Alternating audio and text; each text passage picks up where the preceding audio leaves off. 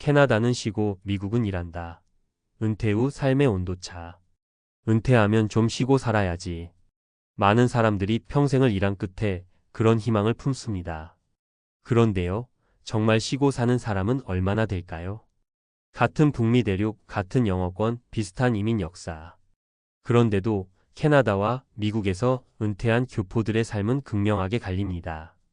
누군가는 병원비 때문에 다시 일을 시작하고 또 누군가는 조용한 시골 마을에서 텃밭 가꾸며 여유롭게 하루를 보냅니다. 어떻게 이렇게 다른 삶이 가능할까요?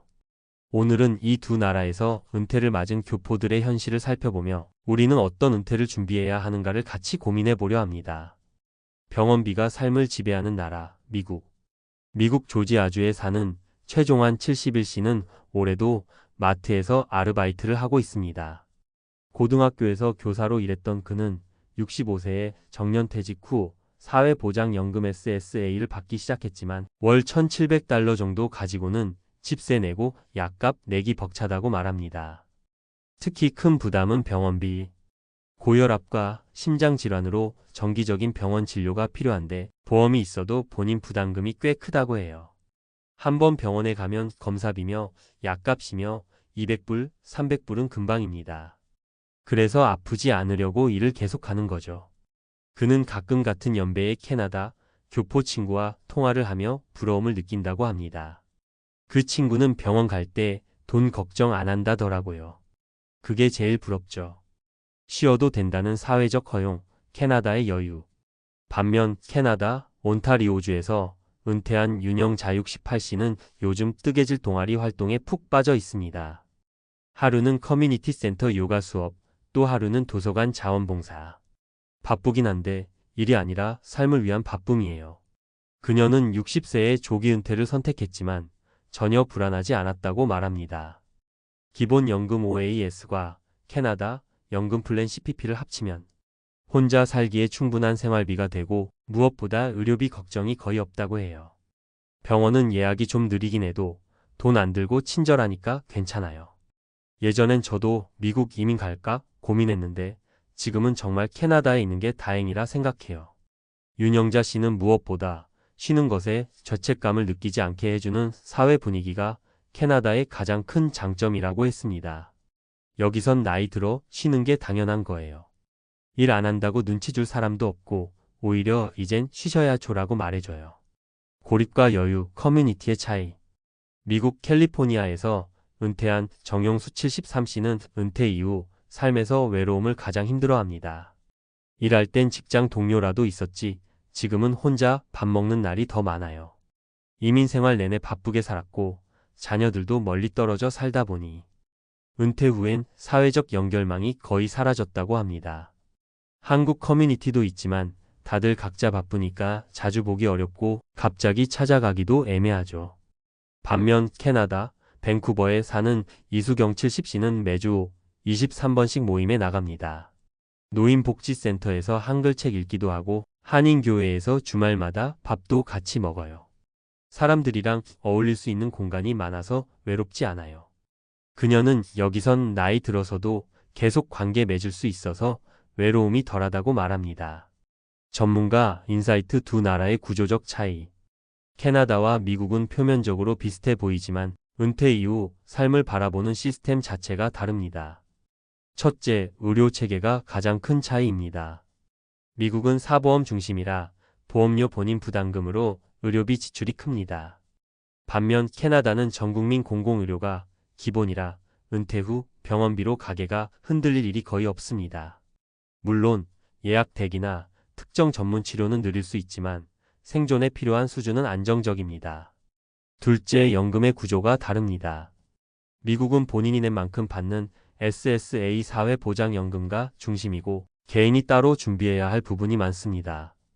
캐나다는 OAS라는 기본연금이 주어지고 여기에 CPP가 추가되며 저소득층은 GIS 소득 보장수당까지 받습니다. 즉 기본은 살아갈 수 있도록 만들어주는 구조죠. 셋째, 사회문화적 분위기입니다. 미국은 여전히 생산적이지 않으면 무가치하다는 문화가 남아있어 노인도 일하는 경우가 흔합니다. 반면 캐나다는 은퇴는 인생의 자연스러운 흐름이라는 인식이 더 강하고 노년의 여유로운 삶을 사회적으로 장려합니다. 당신이라면 어디에서 은퇴하고 싶으신가요? 물론 미국에서도 잘 준비하면 풍요로운 은퇴를 보낼 수 있고 캐나다라고 마냥 쉬운 것만은 아닙니다. 하지만 분명한 건 두 나라가 노후를 대하는 방식은 다르다는 겁니다. 은퇴는 돈보다도 삶의 방향에 더 가까운 이야기입니다. 미국처럼 활동적이고 도전적인 노후를 꿈꾸는 분도 있을 테고 캐나다처럼 잔잔하고 평온한 여유를 원하는 분도 있을 겁니다. 그 선택은 각자의 가치관에 달렸습니다. 하지만 한 가지는 분명합니다.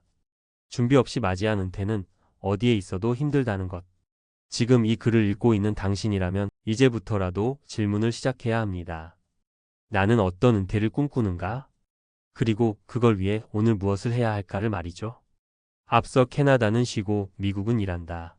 라는 비교를 중심으로 감정적인 공감 이야기를 풀었다면 이번엔 은퇴를 앞두고 있거나 은퇴를 고려 중인 교포 및 한국 독자들이 실제로 참고할 수 있는 정보를 전문가의 시각에서 하나하나 현실적으로 짚어드릴게요.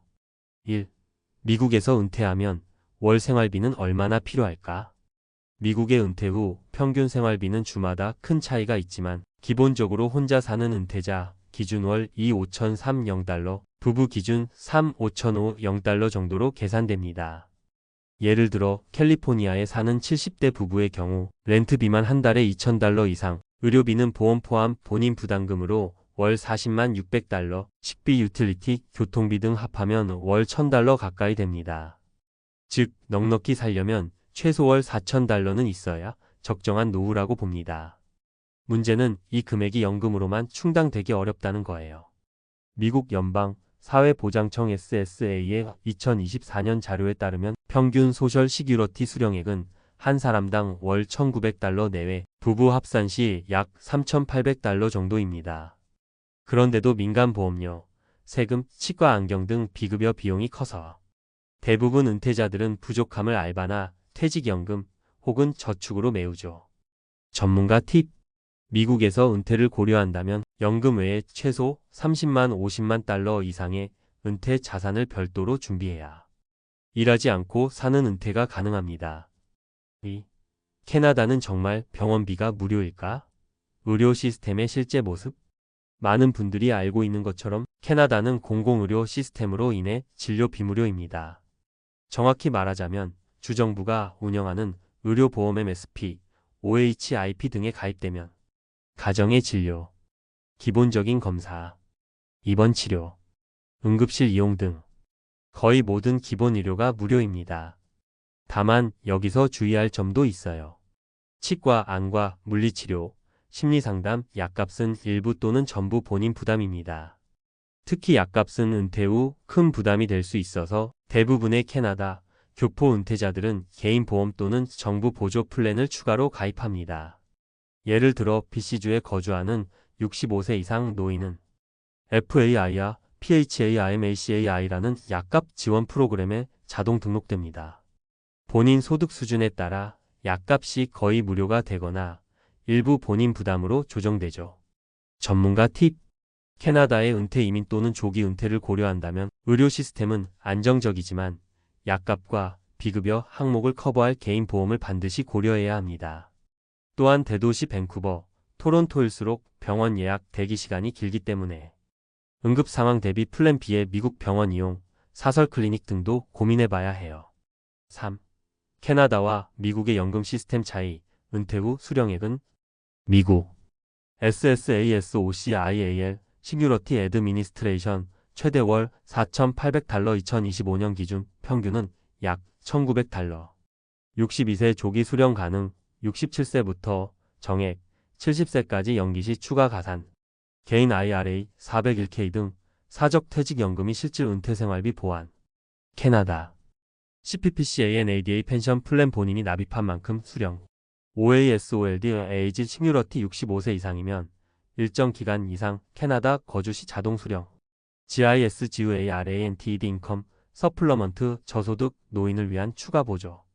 예를 들어 25년 이상 캐나다에 거주하고 꾸준히 세금을 낸 사람은 CPP 약 8,200 CAD, OAS 약 700 CAD, GIS 소득이 낮을 경우 최대 1000CAD까지 추가.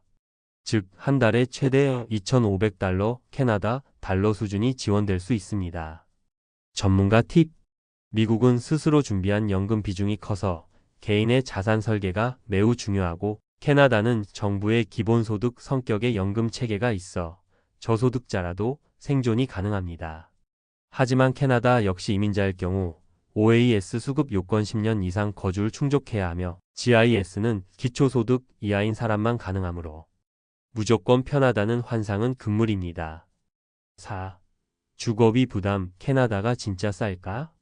많은 분들이 캐나다가 집값이 싸다고 생각하지만 밴쿠버, 토론토 같은 대도시는 미국 못지않게 비쌉니다. 예를 들어 밴쿠버 렌트 빌베드룸 월 2,600CAD, 토론토 렌트비 월 2,400CAD, 반면 소도시 노바스코샤, 위니펙 등은 월 1일 400CAD 선. 미국도 마찬가지입니다. 뉴욕, 샌프란시스코는 월 3,000달러 넘는 렌트가 기본. 하지만 중서부, 남부 지역은 월 1일 500달러로도 가능. 전문가 팁.